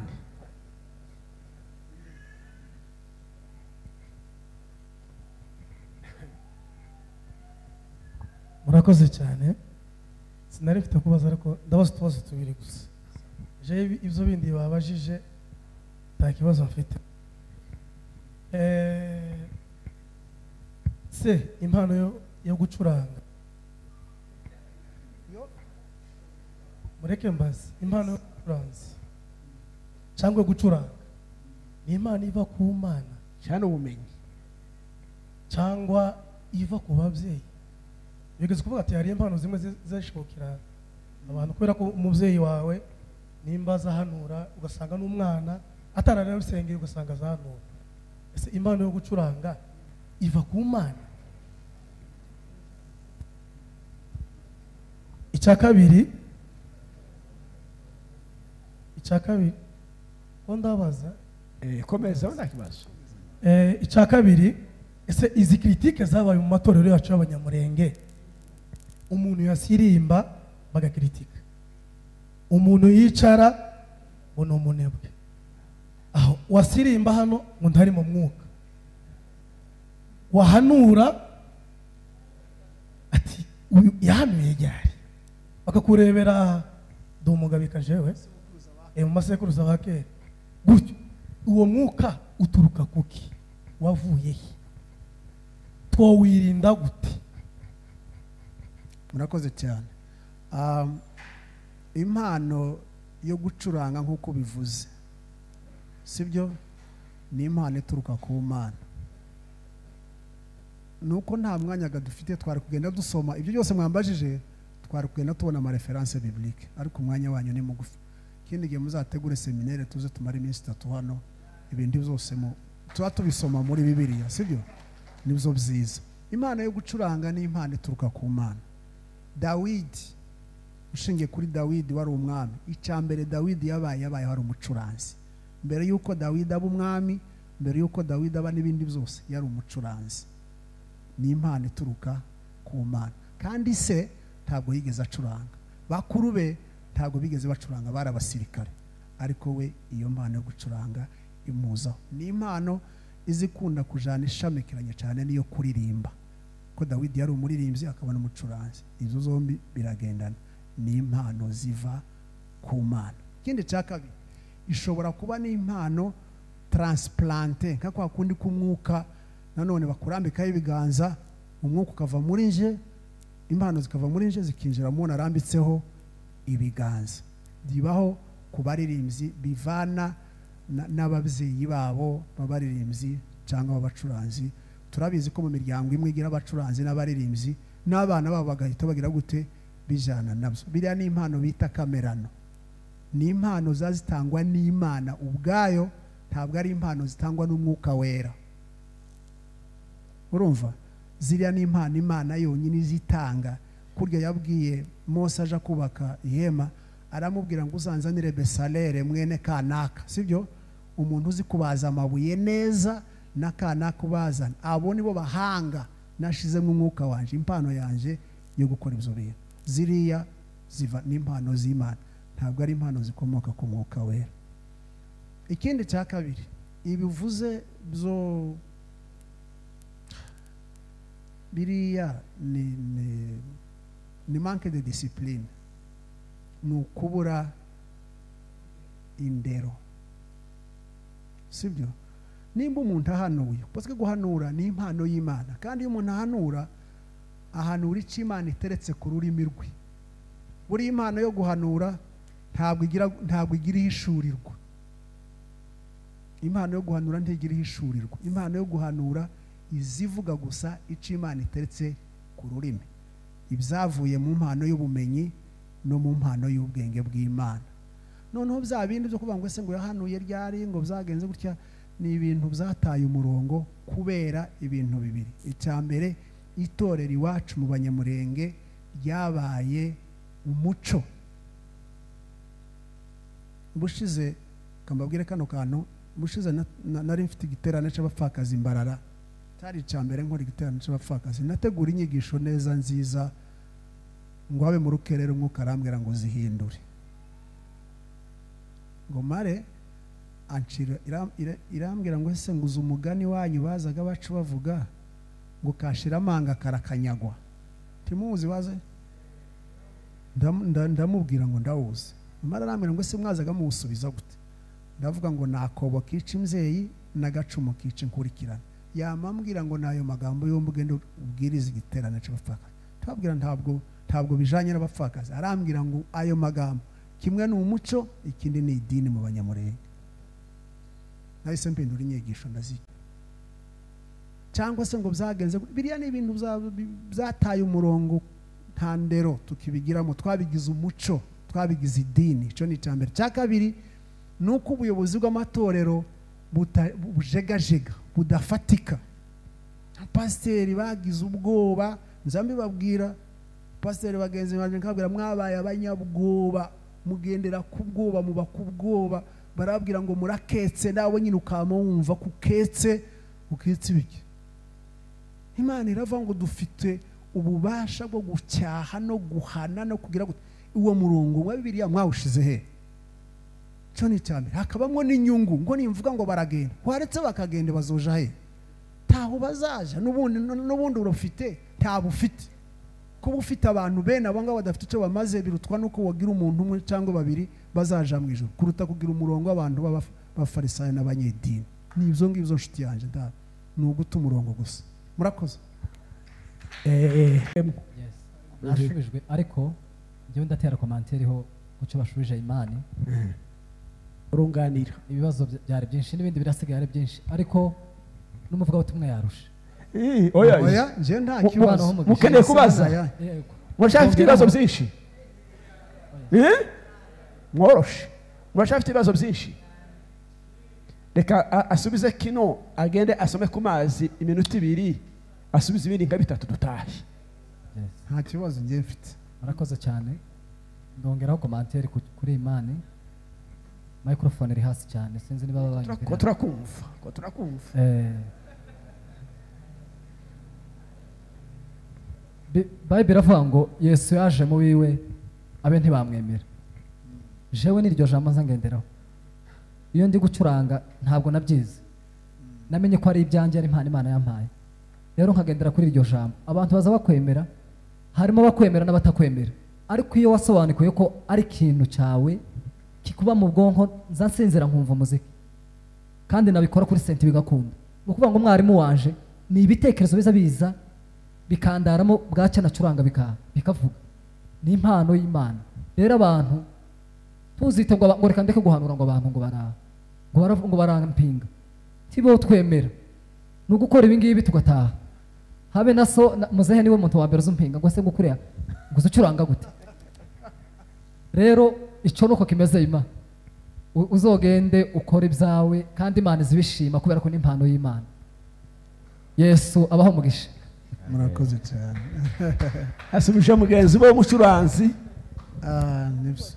Hanyuma nari mvuze ngo kubera ko Bibiliya iravuga ngo mubyare mwororoke mukwirisi.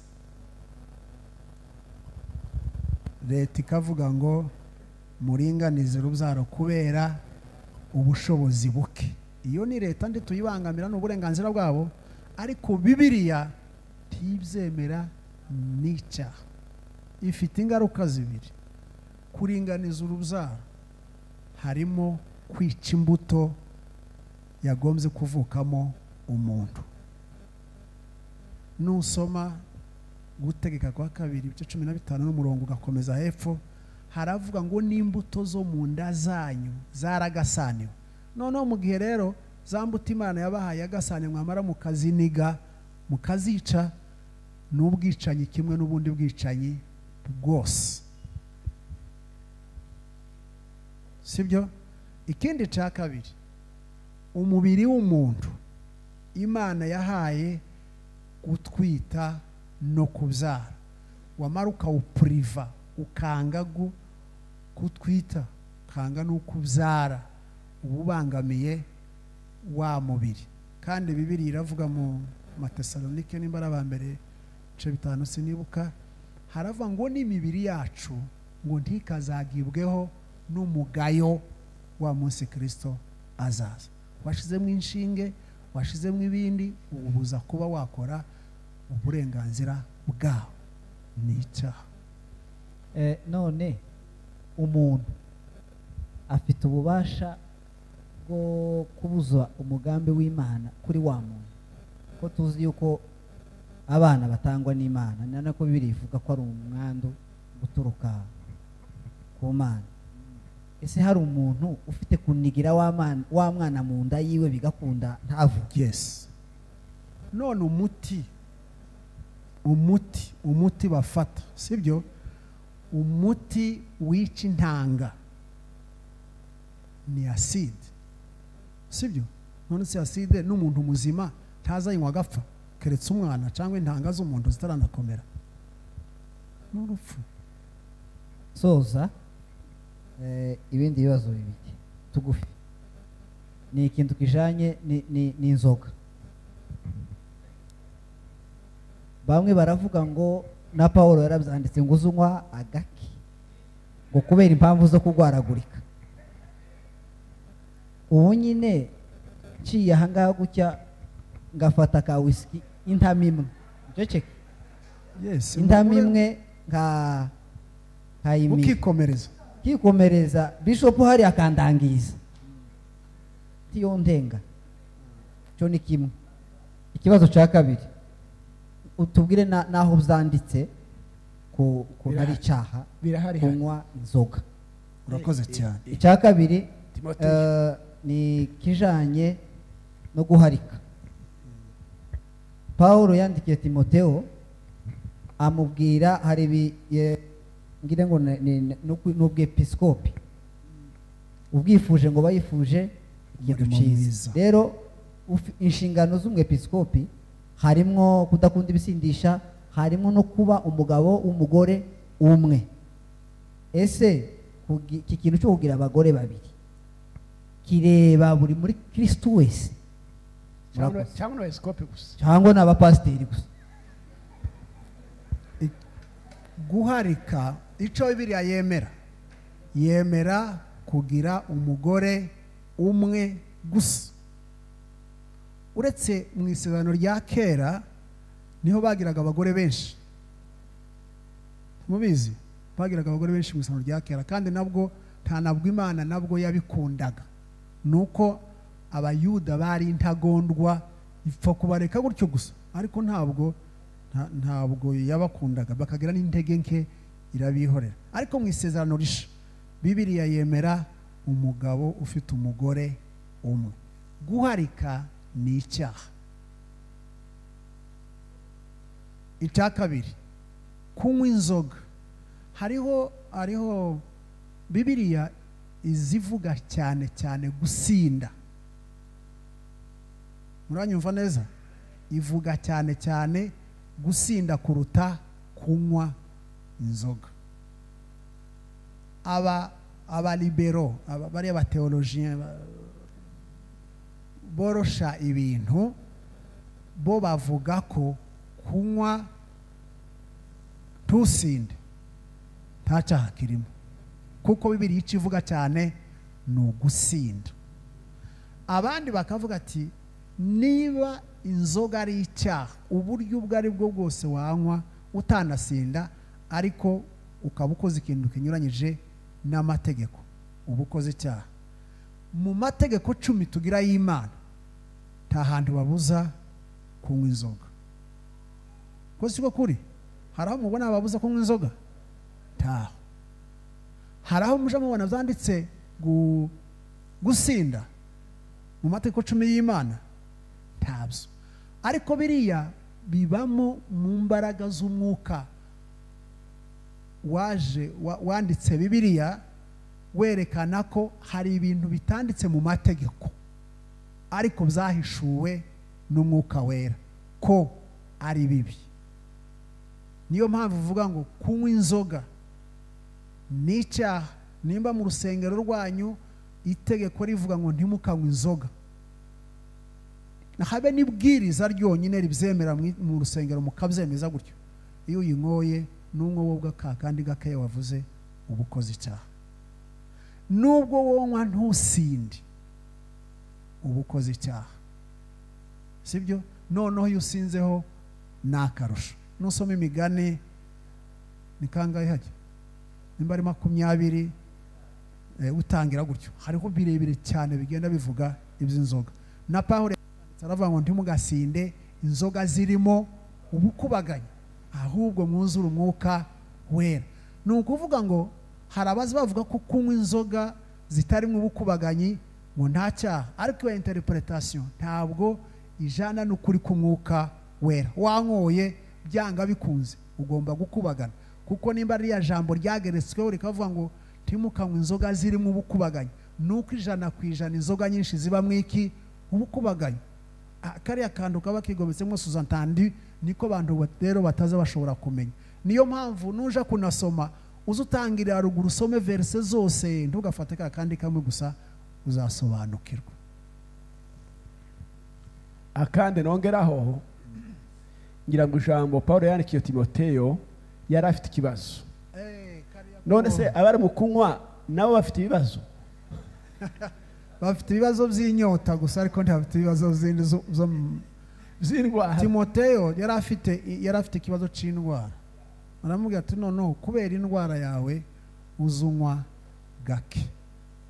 Alcohol kubera ikibazo cy'igifu, ariko ntabwo yari yindi recommendation. Kwari ukugira gusa ngo ubuzima bwiwe buse naho bumeze neza. Yego. Abandi babiri dusoza dufurikira namuze hano. Ikindi kibazo narigiye kubaza ni kijanye cyane natwe abirabura. Hari ijambo baza batuvugaho bakavuga ngo abirabura igituma abazungu babarasha ubwenge ngo byavuye ku rubyaro rwa Nowa, kuko abantu bose bariho kuri iyi si bakomotse kuri Nowa, abatarakomotse kuri Nowa batwawe n'umwuzure. Ariko baravuga ngo Nowa yabyaye abahungu 3 nibo babanye nawe muri wa mwuzure. Umwuzure urangiye ngo muri ba bahungu 3 umwe abona se yambaye ubusa, aramuseka abwira ngo abandi baragenda bazana ikirengeti baramushiraho cyangwa se sinzi umwitero uwo ari we. Ngo arangize ngo ise ngo aramuvuma, ngo uwo muvumo rero ngo niwe wadufashe bituma n'ubu ngubu twe twicara tugasengera ngo tuje mu bazungu ibo bataza basengera ngo bazi iwacu. Ese ibyo nibyo namwe niko mubona? Kandi ijambo ry'Imana rivuga ngo Yesu yadukuyeho imivumo. Ni gute iyo mivumo kandi ya Nowa ikituriho ubu tukaguma tukaba abacakara b'abazungu? Ndashaka kukwibutsa ikintu kimwe gusa. Ibyo uvuze sibyo ntaho byanditse muri Bibiliya. Haraho byanditse muri Bibiliya? Ikintu kitanditse muri Bibiliya cyose timuje mugiha agaciro. Muze muvuga ibyanditse muri Bibiliya ari byo dusubiza nibyo twize, ariko ibindi bizazanywe n'ibitekerezo by'abantu birya nukubesha. Ibi bimeze nka bya bindi bazavanga umuntu yavuye mu nkima. Urabyemera? None nico kimwe na biriya. Umwirabura afite ubwenge buresha n'ubwande n'ubw'abazungu. Gusa twabaye mu bihugu bitadufavoriza. Uzugira ngo bari abazungu bamenye buri abwenge kubera yuko ari ibindi, nuko babaye mu bihugu bikomeye bibi byimbeho byo kugira gute none bashaka ukuntu bazakora ibintu, ariko ubundi turaresha ubwenge imbere y'Imana. Murakoze cyane. Hari ikibazo nshaka kubaza. Hari uruhare umuntu afite mu kwakira umwuka wera? Warangije? Narangije. Okay. Hariho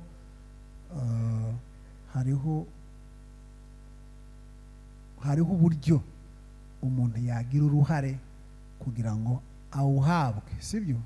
Ntabwo ari ukuwakira, kuko iyo waje deja tiwo uhakanira uraza kugira ngo uwuhabwe. Hari uruhare umuntu swat uzugira nubwo utarugira. Ushobora gusenga ukabwira Imana ndashaka impano runaka, sibyo?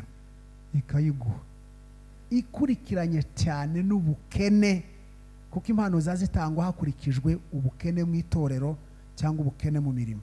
Ibonye ko ubwo bukene buriho mu itorero ryayo irayiguha. Ibonye ko wewe mu buzima bwawe bwa Kristo harimo ubukene bwo kubona iyo mpano irugufasha irabiguha. Ugiramo uruhare rwo kwigusaba ikayiguha, kuko iravuga ngo izitanga uko ishaka.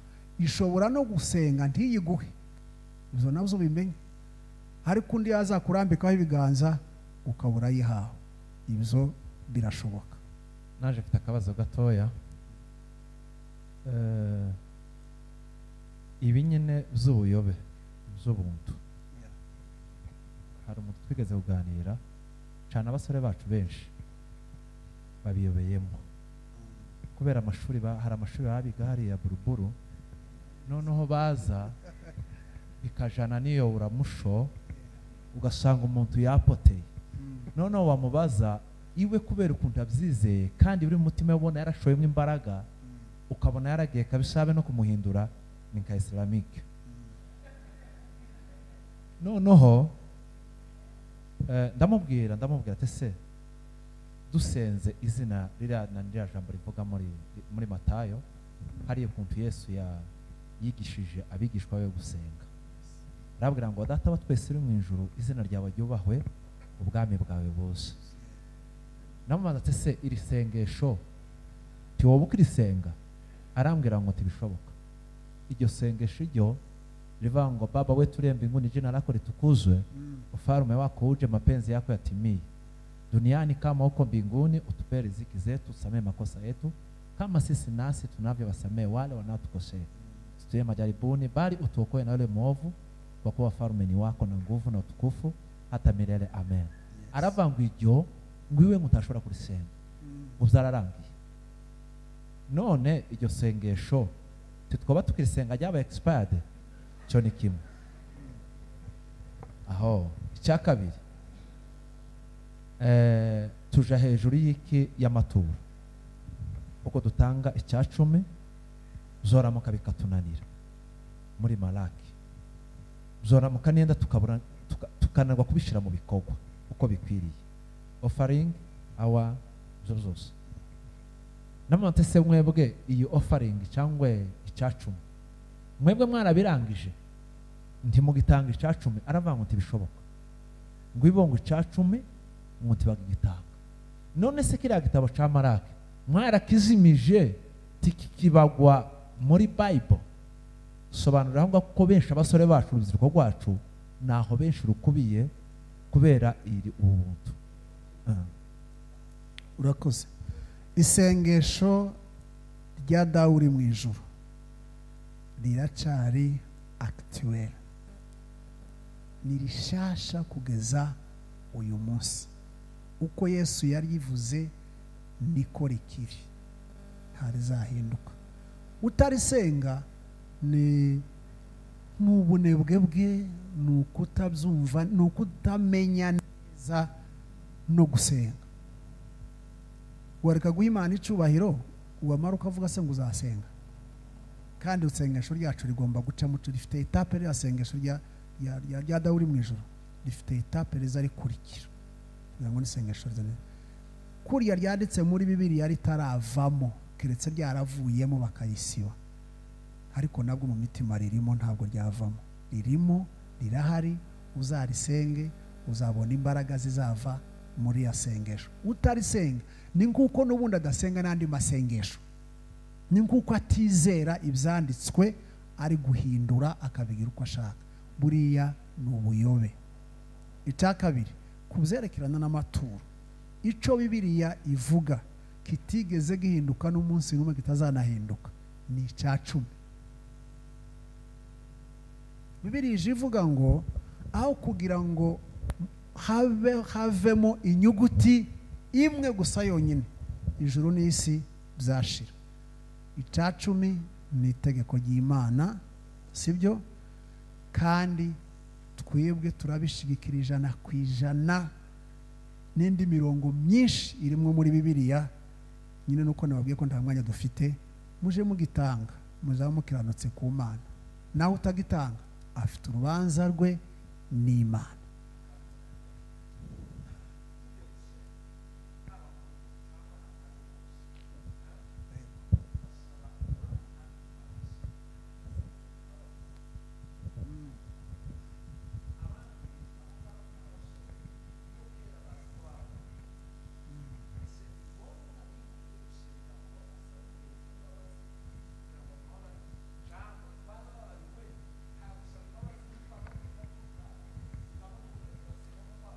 imbabazi uko ducumura sibyo uko buri saha na buri munota niko tuzaducumura kandi uko ducumura niko tugomba kugira gute gusaba Imana imbabazi. Imana imbabazi z'Imana ni uburenganzira tugira buri saha na buri munota wose igihe wumva ko umutima wawe utari anakoro n'Imana. Ibyo ni Bibiliya, muje musoma muri Bibiliya ntimukaza muje mu bitekerezo by'abantu. Ikibazo canje nuko giteye, isomo ryacu rya none twize hejuru y'umwuka wera. Hakaba hari ijambo wakozeho rya Ananiya na Safira, bagurishije isambu yabo bamare ntibavuga ukuri. Nemezanya nyine n'ijambo ry'Imana ko rivuga kuko bahishe. Ariko rero muri iki gihe turimo ni igihe cy'imbabazi. None se ni cyatumye Imana ibica nubwo bari babeshe, kandi turi ku gihe cy'imbabazi ikabica. Amategeko ya Mose Yesu yaje kuyakizaho, ariko kuri iki gihe ni igihe cy'imbabazi. Ananiya na Safira barapfa, gituma Imana nk'uko utahagaze iruhande kugeza igihe bazihana. Bakoze. Ikibazo gihari nico kwinangira. Urumva babeshe umwuka wera. Intumwa zirababwira ngo umwuka wera karatubwira ko ibyo mwakoze muri kuvuga sibyo, mwavuze ukuri mukihana. Nimba ningo kuvuga ati se nimba mukeneyemwo muri ayo mafaranga wenda mukavuga ukuri mugatanga ibice yandi mukayakoresha nta kibazo, ariko baravuga ngo nayo niyo twagurishije. Kwinangira nibwo kuza gutuma umwuka wera yica abantu. Ikindi rero waruvuze ati se muri ico gihe nta uriya mukobwa uri inyuma uriye yego ibibazo ni bibiri dutuze kugira ngo tuze gusoza mu buryo bwiza. Shaka kubaza ijambo indowa ni ikindi cya kabiri, imyambarire yacu abakobwa. Iyo twambaye ipantaro cyangwa mini baratubwira ngo ni icaha, kandi twebwe wambara umwenda wumva utaguciriye urubanza ukavuga ko atari icaha. Ibyo bibazo nshaka murakoze. Urushako niyo ndowa, niyo zabita ngo ni ndowa. Urushako ni itegeko ry'Imana riza rihuza umukobwa n'umuhungu kubw'ubushake n'urukundo rwabo. Wabyumvise? Ni itegeko ry'Imana rihuza umukobwa n'umuhungu bivuye mu bushake n'urukundo rwabo. Iyo niyo ndowa. Ikirenze kuri ibyo si ndowa. Kwese iyo batandukanye, iyo mutandukanye uba wishe urushako. Yes, ntitwabivuze kare se hano. Iyo ushatse undi mugabo uba uvunje indowa, ntabwo unaba wemerewe yuko ibyo bintu unabikora. Gasongo sinshaka gusobanura. Reka ndangize kira kibazo cyuriya mukobwa. Umva, iyo batandukanye sibyo bakagenda bagashingirwa ahandi, ni amakosa. N'aba bandi babashingiye bari gukora amakosa ntabwo byemewe. Ni nk'uko leta itazishingira umuntu utakoze divorce. Izishingira uwagize divorce mu buryo bw'amategeko nibwo byemewe, ariko ikizi neza ngo ntimwakoze divorce na leta ntabwo yagushingira. No mu rusengero ntabwo bikunda. Ubundi urusengero tiruza rushingira, itorero ntirishingira. Nta eta civile iba mu itorero. Twebwe icyo tuba dukora no gusabira umugisha abakundanye bagasezerana. Nico gusa. Imyambarire Bibiliya